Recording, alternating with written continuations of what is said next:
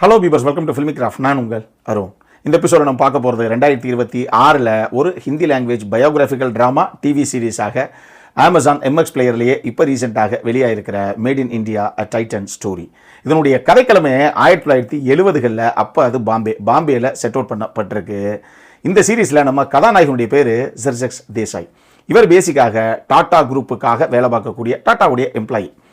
இவர் டெபுடேஷனில் போட்ட மாதிரி ஒரு இடத்துல வேலைக்கு நீங்கள் கொஞ்சம் நேரம் பாருங்கள் அப்படின்னு சொல்லி கொஞ்சம் நாளுக்கு அனுப்பிச்சி வச்சிருக்காங்க. அங்கே போன வேலையும் பக்காவாக முடிச்சிட்டாப்புல, போன இடத்துல நல்ல பேரையும் வாங்கிட்டாரு. இதனாலேயே இன்னைக்கு தான் சார் என்னுடைய லாஸ்ட் டேட், நான் இன்னைக்கு கூட கிளம்புறேன் அப்படின்னு நம்ம கதாநாயகன் சொல்ல போக, அந்த மேனேஜ்மெண்ட்டை சேர்ந்தவங்க, சார் நீங்கள் டாட்டாவில் என்ன சம்பளம் வாங்குறீங்களோ அதை விட நல்ல ஹைக்கு, நல்ல ஆஃபராக தரோம் ப்ரொமோஷனோட, நீங்கள் பேச நம்ம கம்பெனிலே ஜாயின் பண்ணிக்கோங்களேன்.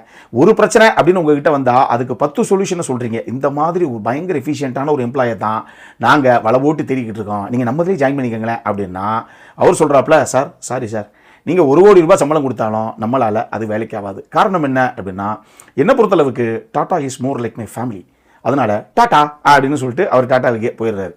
இப்போ போகிறவர் நேர ஜேஆர்டி டாட்டாவை தான் மீட் பண்ணுறாப்புல. இதுக்கு நடுவில் ஒரு சம்பவம் ஒன்று நடக்குது. அதாவது மும்பையுடைய மார்க்கெட் இருக்கு இல்லையா, அங்கே ஃபாரினில் அங்கே இருந்து ஸ்மக்கிள் பண்ணப்பட்டு இங்கே கொண்டு வரப்பட்டு விற்கிற வாட்சஸ் இருக்கு இல்லையா, ஃபாரின் வாட்சஸ், அதை கடத்தி கொண்டு வந்து இங்கே விற்கிறாங்க நம்ம இந்தியன் கஸ்டமர்ஸுக்கு. இவங்க அவ்வளவு பேர் அந்த வாட்சஸ் மேலே ஆர்வமாக வாங்குறாங்க. அதுக்கு காரணம் என்ன அப்படின்னா, முதல்ல எங்க அது ஒரு ஃபாரின் பிராண்டுங்க, ரெண்டாவது அதனுடைய குவாலிட்டியே வேறு லெவலில் இருக்கும். எங்கே நம்ம ஹீரோ பண்ண சொல்லுவோம் தெரியுமா ஒரு காலத்தில், அந்த மாதிரி ஒரு ஃபாரின் ப்ராடக்ட்டு அதனுடைய குவாலிட்டியே வேறு. அது எவ்வளோ காசு விற்றாலும் பரவாயில்ல, அதுவும் கள்ளச்சந்தையில் தானே கிடைக்குது, நாங்கள் அதுக்கேற்ற மாதிரி கொஞ்சம் அப்படி இப்படி பேரம் பேசி கொஞ்சம் சீப்பான ரேட்லேயே செம்ம ப்ராடக்ட்டை வாங்கிப்போம் அப்படின்னு சொல்லி வாங்குறாங்க. அப்படிங்கிற ஒரு விஷயத்தை இவர் நோட் பண்ணுறாரு. எதுக்காக இவங்க அப்படி வாங்கணும்? சாதாரண மிடில் கிளாஸ் ஃபேமிலியை சேர்ந்தவங்க ஃபாரின் வாட்சஸை எதுக்கு வாங்கணும் கள்ளச்சந்தையில் அப்படின்னு யோசிச்சு பார்க்கும்போது இன்னொரு விஷயமும் அவருக்கு புரியுது. இங்கே இந்தியன் கஸ்டமர்ஸை பொறுத்தளவுக்கு ஒரு ஃபாரின் வாட்சை நம்ம கட்டியிருக்கோம் அப்படிங்கிறது இந்த சொசைட்டிலேயே நமக்கு ஒரு பெரிய ஸ்டேட்டஸை ஏற்படுத்தும், அது ஒரு பெரிய ப்ரெஸ்டீஜ் அப்படின்னு இவங்க பார்க்குறாங்க. அப்படிங்கிற விஷயமும் இவர் அங்கே கவனிக்கிறாப்புல. உங்களுக்கே தெரியும், ராம்சரண் கையில் எத்தனை கோடி ரூபா வாட்ச் கட்டியிருக்காப்புல, நம்ம ஹார்திக் பாண்டியா 18 கோடி வாட்ச் கட்டியிருக்காருங்களா, அதான் டெய்லி வருது சோஷியல் மீடியா ஃபுல்லாக. இந்த மாதிரி இந்த வாட்சை கட்டியிருக்கிறது, அதை வச்சு தன்னுடைய சோஷியல் ஸ்டேட்டஸை வெளியே காமிக்கிறது அப்படிங்கிறது காலமாக இருக்குது. அதனாலேயே ரைட்டு, இதுதான் நமக்கு சரியான தருணம் அப்படின்னு நம்மால் இந்த ஐடியாவை போய் ஜேஆர்டி டாட்டாட்ட பிச்சின் பண்ணுறாரு. அவர் திருப்பி கேட்குறாரு, வாட்சா நம்மளே மேனுஃபேக்சரிங் பண்ணணுமா, எதுக்கு அந்த வேலையெல்லாம்? அதான் ஜிஎம்டின்னு ஒரு Indian company, already only Indian company who are actually manufacturing watches here in India. GMT தான் மெக்கானிக்கல் வாட்சஸ் அவங்க இது வரைக்கும் மேனுஃபேக்சரிங் பண்ணிட்டு இருக்காங்க. அதுக்கு மிகப்பெரிய டிமாண்ட் இருக்குது. மொத்த இந்தியாவையும் அவங்களுடைய கைக்குள்ளே தான் வச்சிருக்காங்க. இப்போ போய் எதுக்கு திடீர்னு நம்ம வாட்ச் கம்பெனியெல்லாம் ஆரம்பிக்க நீ பேசிக்கிட்டு இருக்க, இதெல்லாம் தேவையா, இதெல்லாம் சக்ஸஸ் ஆகுமா அப்படின்னு ஜேஆர்டி டாட்டா கேட்டால் நம்ம தேசாய் சொல்கிறாரு, சார் இப்படியெல்லாம் நினச்சிருந்தா நம்ம டாட்டா ஸ்டீல், டாட்டா மோட்டார்ஸ் எல்லாம் ஆரம்பித்து இவ்வளோ பெரிய சாம்ராஜ்யத்தை இன்றைக்கி நம்ம அமைச்சிருக்க மாட்டோம். கண்டிப்பாக இதில் நம்ம இறங்கணும் அப்படின்னா மிகப்பெரிய அளவில் ஜெயிக்கலாம். மொத்த இந்தியாவையே இந்த வாட்ச் அப்படிங்கிற ஒரு விஷயத்தில் டாட்டா விட்டால் ஆள் கிடையாதுங்கிற அளவுக்கு முடிசூடா மன்னனாக திருப்பியும் நீங்கள் மாறலாம் அப்படின்னு சொல்லி, ரைட்டு ஓகே அப்படின்னு சொல்லி இவங்க களத்தில் இறங்குறாங்க. இதுக்கப்புறம் சந்திச்சது எல்லாம் தோல்வி தான். அப்புறம் எப்படி தான் சார் கடைசியாக டைட்டன்கிற பிராண்ட் இவ்வளோ பெரிய விஸ்வரூபத்தை எடுத்தது அப்படிங்கிறது தான் இந்த சீரீஸுடைய மொத்த கதையை. இது வினய் காமத் அப்படிங்கிற நபர் எழுதின ஒரு புத்தகத்தை தழுவி தான் எடுத்திருக்காங்க. ஏன்னா டைட்டனுடைய ஸ்டோரியை தான் ஒரு புக்காக எழுதியிருக்காப்புல, அதில் இருந்து அதை தழுவி தான் இவங்க சீரீஸாக கன்வெர்ட் பண்ணியிருக்காங்க. இதை கந்தர்ப், கரண், நீரஜ் அப்படிங்கிற 3 நபர்கள் சேர்ந்து எழுதியிருக்காங்க. ராபி கிரிவல் அப்படிங்கிற நபர் இதை இயக்கியிருக்காரு. ஃபினாமினலான ஒரு சீரீஸ் அப்படின்னு நான் சொல்லுவேன். அட்டகாசமாக கொண்டு வந்திருக்காங்க. ஸ்டேஜிங், மேக்கிங், பெர்ஃபார்மன்ஸ்னு ஒரு இடத்துல கூட ரைட்டிங்லேருந்து எங்கேயுமே குறை சொல்ல முடியாது. சாலிடான ரைட்டிங்கு இந்த சீரீஸு. முதல்ல எக்ஸ்பெக்டேஷனை தெளிவாக நான் செட் அவுட் பண்ணிடுறேன். இது கிரைம் த்ரில்லரோ இல்லை இன்வெஸ்டிகேட்டிவ் த்ரில்லர் சீரீஸோ கிடையாது.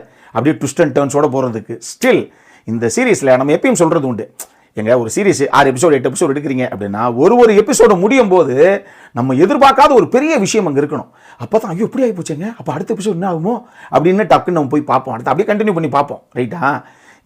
இந்த சீரீஸை பொறுத்தளவுக்கு ஒரு எபிசோடுடைய எண்டிங்லையும் ஒரு ஹைப் இருக்கும், ஏதோ ஒரு விஷயம் நம்ம எதிர்பார்க்காத சர்ப்ரைஸ் இருக்கும். என்னங்க இப்படி ஆகி போச்சு அப்படிங்கிற மாதிரி ஏதோ ஒரு சம்பவம் இருக்கும், நம்மளை ரொம்ப யோசிக்க வைக்கக்கூடிய, இல்லைங்க அடுத்த எபிசோடு என்ன தான் நடக்குது அப்படிங்கிறத பார்த்து தான் தீரணும் அப்படிங்கிற அந்த கம்பல்ஷனை கிரியேட் பண்ணுற மாதிரியே அந்த டென்ஷனை பில்ட் பண்ணிட்டே போயிருப்பாங்க. ஒரு எபிசோட்லையும் மொத்தம் 6 எபிசோடு. எல்லாமே கிட்டத்தட்ட 50லேருந்து 55 நிமிஷம் நெருக்கி ஓடக்கூடிய எபிசோடு தான். ஓவராலாக 6 எபிசோடையும் நீங்கள் பார்த்து முடிக்கிறதுக்கு 5.5 மணி நேரம் சாலிடாக உங்களுக்கு பிடிக்கும். பட் டெஃபினெட்லி ஒரு பிஞ்சி வாட்சுக்கு ஒர்த்தான ஒரு சீரியஸ் இது. எந்த காரணத்தை கொண்டும் மிஸ் பண்ணிடாதீங்க. கதாபாத்திரங்கள் எழுதப்பட்ட விதத்திலேயே இந்த கதையை பொறுத்தளவுக்கு அந்த டைட்டனுடைய கோர் டீம் அப்படின்னு சொல்லி ஒரு 5-6 பேர் காமிக்கப்படும். இவங்க அந்த கதாபாத்திரங்கள் எல்லாமே எழுதப்பட்ட விதமாகட்டும், அதுக்கு சரியான ஆர்டிஸ்ட் அவங்க காஸ்ட் பண்ண விதமாகட்டும், அந்த ஆர்டிஸ்ட் எல்லாரும் பெர்ஃபார்மன்ஸில் அடுத்த கட்டத்துக்கு அவங்களுடைய கதாபாத்திரங்களை மிரட்டி எடுத்துகிட்டு போய் தெரிக்க விட்ட விதங்களாகட்டும்னு சொல்லி ஃபினாமினலாக இருந்தது எல்லா விஷயங்களும். ஒன்றுமே இல்லை. இதில் ஜிம் சாப் அவர் தான் வந்து கதாநாயகனாக அந்த தேசாய் அப்படிங்கிற கதாபாத்திரத்தை பண்ணியிருப்பாப்புல. ஜேஆர்டி டாட்டாவுடைய அந்த ரோலை நசீருதீன் ஷா பண்ணியிருப்பார். என்ன மாதிரி ஒரு பெர்ஃபார்மன்ஸ், அவர் என்ன மாதிரி ஒரு ஆக்டர், ஒரு லெஜெண்டுங்கிறது எல்லாத்துக்கும் தெரியும். ஒரு கூடான கோடீஸ்வரன், டாட்டா எவ்வளோ பெரிய கோடீஸ்வரன் நமக்கு தெரியாது அந்த ஃபேமிலியை பற்றி. அந்த குடும்பத்தில் ஒருத்தர் எம்ப்ளாயி கிட்ட, ஏன் அவர் எம்டியாவே கூட இருக்கட்டும், ஆனால் அவரை பொறுத்தளவுக்கு ஒரு எம்ப்ளாயி தான், அவர்கிட்ட பேசும்போது என்ன மாதிரி அந்த அந்த கம்யூனிகேஷன் இருக்கும், எந்த மாதிரி இந்த சிச்சுவேஷன் அவர் ஹேண்டில் பண்ணுவார், ஜேஆர்டி டாட்டா ஒரு விஷயத்தை எப்படி யோசிப்பார் அப்படிங்கிற மேட்டர் இருக்கு இல்லையா, செம்மையாக கொண்டு வந்திருப்பாரு நசீருதீன் ஷா. அதே மாதிரி ஆகாஷ்னு ஒரு கதாபாத்திரம் ஒன்று இருக்கும், அதை வைபவ் தத்துவவாடி அவரும் செம்மையாக பண்ணியிருப்பாரு. மேகான்னு ஒரு கேரக்டர் ஒன்று இருக்கும், அதை காவேரி சேர்த்ததை சூப்பராக கொண்டு வந்திருப்பாங்க. கௌரவ்னு ஒரு கதாபாத்திரம் இருக்கும், அந்த கௌரவ் கேரக்டர் வந்து லக்ஷ்மீர் சரண் அவரும் செம்மையாக பண்ணியிருப்பாரு. எஸ்கே கோபாலன் ஒரு முக்கியமான கேரக்டர் ஒன்று இருக்குது, செம்மையான ஒரு கேரக்டர் அது. அந்த கேரக்டரை வந்து ஜோய் சென்குப்தா பண்ணியிருப்பாரு. இந்த மாதிரி நிறைய பேர் அட்டகாசமாக அவங்கவங்க அந்த எடுத்துக்கிட்ட கதாபாத்திரத்துக்கு என்ன தேவையோ அந்த அளவுக்கு கொண்டு வந்திருப்பாங்க. ஒரு உண்மை என்ன அப்படின்னா, எடுத்திருக்காங்க ஏதோ பார்க்கலாம் நல்லா தான் போகுது அப்படிங்கிற ஃபீல்லாம் நிச்சயமாக கிடையாது. இந்த சீரியஸ் ஆரம்பிச்சு முதல் எபிசோடு ஆரம்பிச்சே ஒரு 10-15 நிமிஷத்துக்குள்ளேயே நம்மளே உள்ள கம்ப்ளீட்டாக உள்ளே போயிடுறோம். அதுக்கப்புறம் என்ன நடக்குது, என்ன பண்ண போகிறாங்க, இப்போ இங்கேருந்து என்னென்ன வியூகங்கள் வகுக்க போகிறாங்க, இது இவ்வளவு தோல்விகள் வந்துச்சுன்னா இதுக்கப்புறம் இது எப்படி ஓவர் கம் பண்ண போகிறாங்கிற பல விஷயங்கள் இருக்கு இல்லையா, எல்லாத்தையும் அவ்வளவு அழகாக பேசியிருக்காங்க.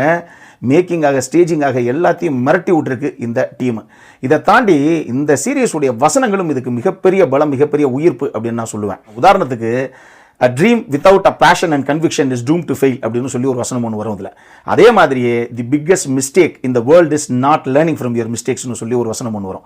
இந்த மாதிரி பல வசனங்கள் வேற லெவலில் தெருக்கி விட்டுருப்பாங்க. அந்த வசனங்கள் பிளேஸ் பண்ணப்பட்ட இடம் தான் அந்த சீன் அடுத்த கட்டத்துக்கு எலிவேட் பண்ணிட்டு போகுது அப்படின்னு நான் சொல்லுவேன். ஒரு சீனெல்லாம் ஜிஆர்டி டாட்டா நம்ம ஹீரோ தேசாய் கிட்ட சொல்லுவாப்புல, இங்கே பாரு, நீ என்ன நினைக்கிறியோ, நீ என்ன சாதிக்க நினைக்கிறியோ அதை போர்டு கிட்ட நீ தான் பேசி அவங்க கிட்ட அப்ரூவல் வாங்கணும்.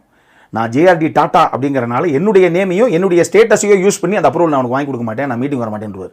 சரியான சீன் இது. அதே மாதிரி தான், ஆமாம் நீங்கள் ஏன் வாட்சை கட்டலை அப்படின்னு கேட்டால், ஏன்னா அப்படி ஒரு வாட்ச் இது வரைக்கும் நான் மேனுஃபேக்சரிங் பண்ணலை, பண்ணுவேன் அதுக்கப்புறம் கட்டுவேன். ஒரு வசனம் செம்மையாக இருக்கும். ஒரு சீன்லையும் அந்த அளவுக்கு அழகாக உட்கார வச்சுருப்பாங்க வசனங்கள் எல்லாத்தையும். அதுவும் நிச்சயமாக மிகப்பெரிய பலம் தான். இந்த சீரீஸை பொறுத்தளவுக்கு டெஃபினட்டாக ஒரு ஒர்த்வாட்ச் சீரீஸ், எந்த காரணத்தை கொண்டு இதை மிஸ் பண்ணாதீங்க அப்படின்னு தான் நான் சொல்லுவேன். நம்மளுடைய வேவ்லென்த் ரசிகர்களுக்கெல்லாம் உண்மையாகவே நம்ம லைஃப்பில் ஏதோ நம்ம சாதிக்கன்னு நினைக்கிறோம், இல்லை நம்ம ஏற்கனவே சாதிக்க நினச்சி தோற்று போயிட்டோம்னு வச்சுக்கோங்களேன், அதோடு தோன்றாமல் திருப்பி அடுத்த கட்ட முயற்சிகளை எப்படி எடுக்கலாம், என்னென்ன விஷயங்கள் நமக்கு உத்வேகத்தை கொடுக்கும், எப்படியெல்லாம் நம்ம ஜெயிக்கலாம் அப்படிங்கிற ஒரு மிகப்பெரிய மோட்டிவேஷனல் ஃபேக்டராக அந்த சீரீஸ் இருக்க போகுதுன்னு தான் நான் சொல்லுவேன். எந்த காரணத்தை கொண்டும் மிஸ் பண்ணிடாதீங்க. அடல் கானடை பொறுத்தளவுக்கு இதில் ஒரு 2-3 கிசிங் சீன் இருக்குது, ஆனால் அந்த கிசிங் சீன்லாம் சேராது. அந்த மாதிரி ஒரு காட்சி அமைப்பு, சும்மா ஒய்ஃபுக்கு டக்குன்னு முத்து கொடுத்து அப்படி கிளம்புற மாதிரி ஒரு சீன், அது எதுலையுமே சேராது. அது என்னை பொறுத்தளவுக்கு 6லேருந்து 60 வரைக்கும் எல்லாரும் ஃபேமிலியோடு பார்க்கக்கூடிய அட்டகாசமான ஒரு சீரீஸ் இது. இதனுடைய ஒரே ஒரு பிரச்சனை என்னென்னா, இது தமிழ் டப்பிங்கில் இப்போ வரைக்கும் இல்லை. தமிழ் டப்பிங்கில் ரிலீஸ் ஆகும் அப்படிங்கிறாங்க, ஆனால் இப்போ வரைக்கும் தமிழ் டப்பிங்கில் இல்லை. வெறும் Hindi version with English subtitles மட்டும்தான் இப்போ அவைலபிளாக இருக்குது அமேசான் MX பிளேயரில். இது ஞாபகத்தில் இருக்கட்டும். சட்டுப்புட்டுன்னு பார்த்து முடிச்சுட்டு உங்களுக்கு எப்படி ஒரு ஃபீலை கொடுத்துச்சு அப்படின்னு போடுங்க. நம்ம சைடில் இருந்து ஒரு ஹைலி ரெக்கமெண்டட் சீரியஸ் இது. அப்புறம் என்ன, இதே மாதிரி இன்னொரு வீடியோவோட அடுத்த முறை உங்களை சந்திக்கிற வரைக்கும் இட்ஸ் அருண் சைனிங் ஆஃப்.